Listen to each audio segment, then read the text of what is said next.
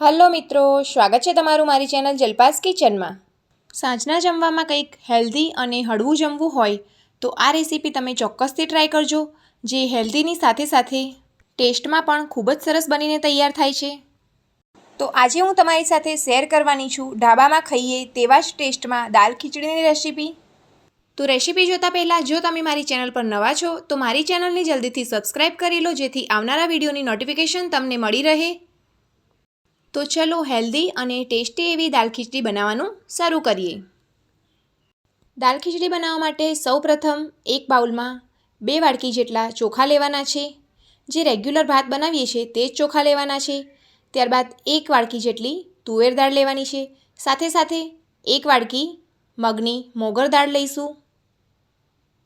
તુવેર દાળની જગ્યાએ તમે મસૂરની દાળનો પણ ઉપયોગ કરી શકો છો।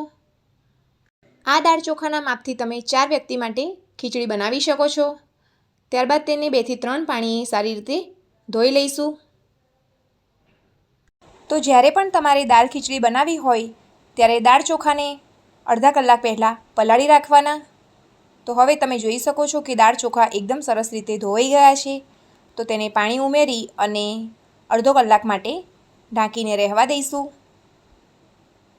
દાળ ચોખા પલાળવાનું ભૂલી ગયા હોય તો દાળ ચોખાને ગરમ પાણીમાં 10 મિનિટ માટે પલાળી રાખવાના। અડધા કલાક પલાળ્યા બાદ હવે આ દાળ ચોખામાંથી ખીચડી બનાવી લઈશું। આ દાળ ખીચડીને આપણે અલગ સ્ટાઇલમાં બનાવવાના છે। તો સૌપ્રથમ એક કુકરમાં 2 થી 3 ચમચી જેટલું ઘી ઉમેરવાનું છે। ઘી ઉમેરવાથી દાળ ખીચડીનો ટેસ્ટ ખૂબ જ સરસ આવે છે। ઘી ગરમ થાય ત્યારબાદ તેમાં 1 ચમચી જીરું ઉમેરવાનું છે। જીરું એકદમ સરસ રીતે ફૂટી જાય એટલે તેમાં થોડી હિંગ ઉમેરીશું। હિંગ ઉમેર્યા બાદ તમારે જે વેજીટેબલ ઉમેરવા હોય તે ઉમેરવાના। આજે હું ફક્ત ગાજર અને કેપ્સિકમ જ ઉમેરવાની છું। તેની સાથે સાથે તમે વટાણા, ફણસી જેવા વેજીટેબલ ઉમેરી શકો છો। વેજીટેબલ ઉમેરીને સાંતળી લઈશું। તો આ રીતે વેજીટેબલને ઘીમાં સાંતળવાથી દાળ ખીચડીનો ટેસ્ટ એકદમ ઢાબા જેવો આવે છે। વેજીટેબલ થોડા શેકાય એટલે તેમાં હળદર પાવડર ઉમેરીશું। હળદર પાવડર ઉમેર્યા બાદ આપણે જે દાળ ચોખા પલાળીને રાખ્યા હતા તે ઉમેરી દેવાના છે। ઘણા લોકો દાળ ખીચડી બનાવવા માટે પહેલાં સાદી ખીચડી બનાવી લે છે અને ત્યારબાદ તેને ડુંગળી અને ટામેટાં નાખીને ફ્રાય કરે છે, પણ આ રીતે ઘીમાં વેજીટેબલ શેકી અને દાળ ખીચડી બનાવશો તો તેનો ટેસ્ટ ખૂબ જ સરસ આવશે। હવે તેમાં 1 ચમચી મીઠું ઉમેરીશું। મીઠું ઉમેર્યા બાદ તેમાં પાણી ઉમેરી અને 3 વિસલ આવે ત્યાં સુધી આપણે થવા દઈશું। પાણીનું માપ આપણે થોડું વધારે જ રાખવાનું છે। 2 વાડકી ચોખા અને 2 વાડકી દાળ હોય તો આપણે 6 વાડકી જેટલું પાણી ઉમેરવું। પાણી ઉમેર્યા બાદ કુકરને બંધ કરી અને 3 વિસલ આવે ત્યાં સુધી થવા દઈશું। કુકરમાં 3 વિસલ થઈ ગઈ છે અને તેની હવા નીકળી ગઈ છે। તો હવે તેને ચેક કરી લઈએ। તો તમે જોઈ શકો છો કે ખીચડી આપણી એકદમ સરસ રીતે બનીને રેડી છે। તો આ રીતની જ આપણે દાળ ખીચડી બનાવવાની છે। તો ચલો હવે દાળ ખીચડીનો વઘાર કરી લઈએ। દાળ ખીચડીનો વઘાર કરવા માટે જાડા તળિયાવાળી કઢાઈ લેવાની છે। હવે કઢાઈ ગરમ થાય ત્યારબાદ તેમાં 3 થી 4 ચમચી જેટલું તેલ ઉમેરીશું। તેલ ગરમ થાય ત્યારબાદ તેમાં 1 ચમચી જેટલું જીરું ઉમેરવાનું છે।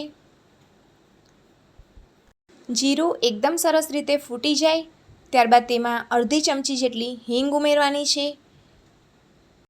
હિંગ ઉમેર્યા બાદ 2 નંગ જેટલી ઝીણી સમારેલી ડુંગળી ઉમેરીશું। ડુંગળીનું માપ તમે તમારી રીતે વધારે ઓછું લઈ શકો છો।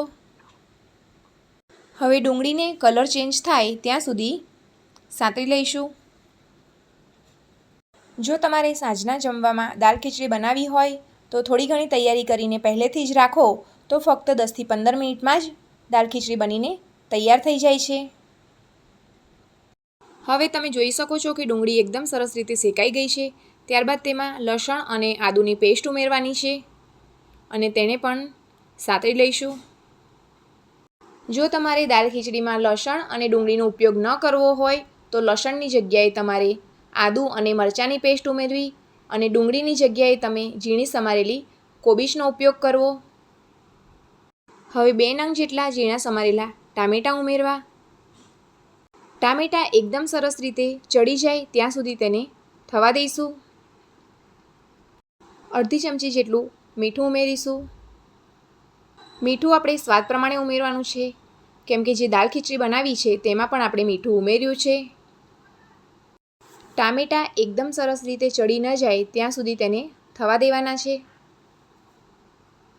હવે તમે જોઈ શકો છો કે ટામેટાં એકદમ સરસ રીતે ચડી ગયા છે. તો ટામેટાં ચડી જાય ત્યારબાદ તેમાં અડધી ચમચી જેટલી હળદર પાવડર ઉમેરીશું. આપણે પહેલાં દાળ ખીચડી બનાવવા માટે પણ હળદરનો ઉપયોગ કર્યો હતો, તેથી હળદરનો ઉપયોગ પણ એકદમ ઓછો જ કરવાનો છે. ત્યારબાદ તેમાં 1 ચમચી જેટલું લાલ મરચું પાવડર ઉમેરીશું. લાલ મરચું પાવડર તમારે જેટલી તીખાશ જોઈએ તે પ્રમાણે ઉમેરવાનું. મરચું ઉમેર્યા બાદ મરચાંને પણ એકદમ સરસ રીતે સાંતળી લઈશું. હવે આ સંતળાયેલા ડુંગળી ટામેટાને 2 થી 3 ચમચી જેટલું એક વાડકીમાં કાઢી લઈશું, જેનો ઉપયોગ આપણે લાસ્ટમાં ગાર્નિશિંગ માટે કરીશું.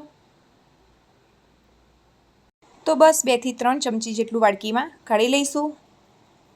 હવે આ ડુંગળી ટામેટાં જે સંતળાયેલા છે તેમાં આપણે બાફીને રાખેલી દાળ ખીચડી ઉમેરી દઈશું. જો દાળ ખીચડીમાં તમને પાણી ઓછું લાગે તો આ સમયે તમે ગરમ પાણી ઉમેરી શકો છો. તો દાળ ખીચડી આ રીતે ઉમેરી અને તેને મિક્સ કરી લઈશું, જેથી બધો જ મસાલો દાળ ખીચડીમાં સારી રીતે ભળી જાય. ગેસની ફ્લેમ આપણે એકદમ સ્લો કરી દઈશું. જો ગેસની ફ્લેમ ફાસ્ટ હશે તો દાળ ખીચડી તળિયેથી ચોંટવા માંડશે. દાળ ખીચડીને મિક્સ કર્યા બાદ મને પાણી ઓછું લાગે છે, તો અડધા ગ્લાસ જેટલું પાણી ઉમેર્યું છે. હવે ફરીથી દાળ ખીચડીને મિક્સ કરી લઈશું અને 2 થી 3 સેકન્ડ માટે તેને થવા દઈશું. તો છે ને ઢાબા જેવી ટેસ્ટી અને હેલ્ધી દાળ ખીચડી ઘરે બનાવવાની એકદમ સરળ રીત. જ્યારે પણ તમારે જમવામાં કંઈક હેલ્ધી અને હળવું જમવું હોય તો તમે મારી આ રીતથી દાળ ખીચડી ચોક્કસથી ટ્રાય કરજો અને મને કોમેન્ટમાં જણાવજો કે તમને કેવી લાગી. લાસ્ટમાં તેમાં લીલા ધાણા ઉમેરીશું અને ફરીથી તેને મિક્સ કરી લઈશું. તો તમે જોઈ શકો છો કે તૈયાર છે આપણી ટેસ્ટી અને હેલ્ધી દાળ ખીચડી. તો ચલો હવે ગેસની ફ્લેમ બંધ કરી અને ગરમા ગરમ દાળ ખીચડીને સર્વ કરી લઈએ. ગરમા ગરમ દાળ ખીચડીને સર્વ કરી અને તેની ઉપર 1 થી 2 ચમચી જેટલું ઘી ઉમેરીશું. ઘી ઉમેર્યા બાદ લીલા ધાણા ઉમેરીશું અને લાસ્ટમાં આપણે જે ડુંગળી ટામેટાં સાંતળીને વાડકીમાં જે 1-2 ચમચી અલગ કાઢ્યા હતા તેનાથી ગાર્નિશિંગ કરીશું. તો તમે પણ તમારા ઘરે આ દાળ ખીચડીની રેસીપી ચોક્કસથી ટ્રાય કરજો અને મને કોમેન્ટમાં જણાવજો કે આજની આ રેસીપી તમને કેવી લાગી.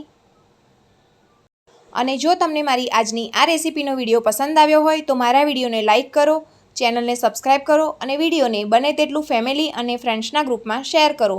તો ફરી મળીશું આવી જ એક અલગ રેસીપીના વિડીયો સાથે. ત્યાં સુધી આવજો.